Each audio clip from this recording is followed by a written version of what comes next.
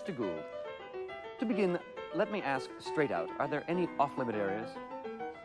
I certainly can't think of any, apart from music, of course. Well, Mr. Gould, I don't want to go back on my word. I realize that your participation in this interview was never contractually confirmed, but I had rather assumed that we'd spend the bulk of the interview on music-related matters. Do you think it's essential? I mean, my own personal philosophy of interviewing, and I've done quite a bit of it on the air, as perhaps you know, is that the most illuminating disclosures usually derive from areas only indirectly related to the interviewee's line of work. For example?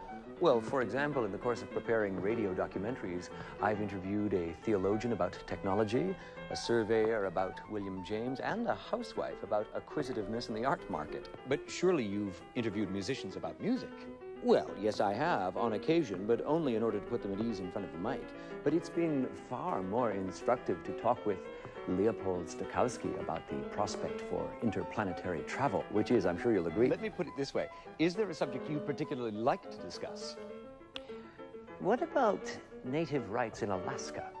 Well, I must confess I had a rather more conventional line of attack, so to speak, in mind, Mr. Gould. As I'm sure you're aware, the virtually obligatory question in regard to your career is the controversy you created by giving up live concert performance at the age of 32 and choosing to communicate only through the media. I do feel we must at least touch on it.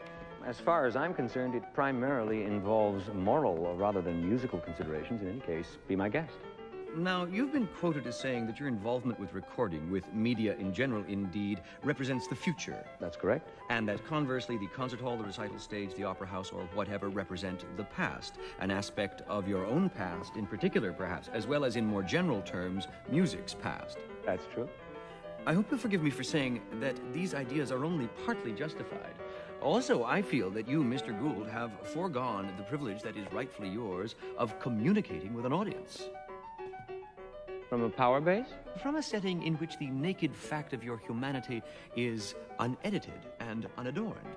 Couldn't I at least be allowed to display the tuxedoed fallacy, perhaps? Please, Mr. Gould, I don't feel we should allow this conversation to degenerate. I've tried to pose the question in all candor, and well then, I'll try and answer likewise. To me, the ideal audience-to-artist relationship is a 1-to-0 relationship. That's where the moral objection comes in. Run that by me again? First, I'm not at all happy with words like public and artist. I'm not happy with the hierarchical implications of that kind of terminology. The artist should be granted anonymity. He should be permitted to operate in secret, as it were, unconcerned with, or better still, unaware of the presumed demands of the marketplace, which demands, given sufficient indifference on the part of a sufficient number of artists, will simply disappear. Given that disappearance, the artist will then abandon his false sense of public responsibility, and his audience, or public, will relinquish its role of servile dependency. And never the twain shall meet. No, they'll make contact, but on a much more meaningful level.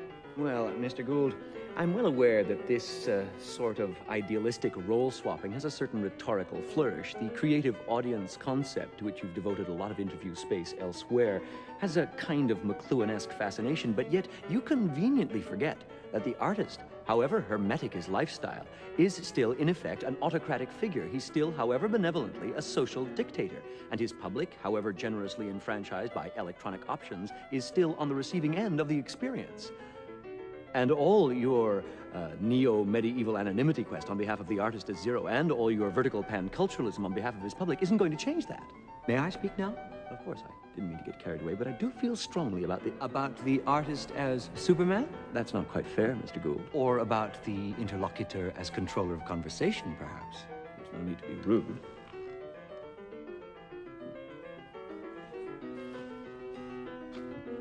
What about this? If you imagine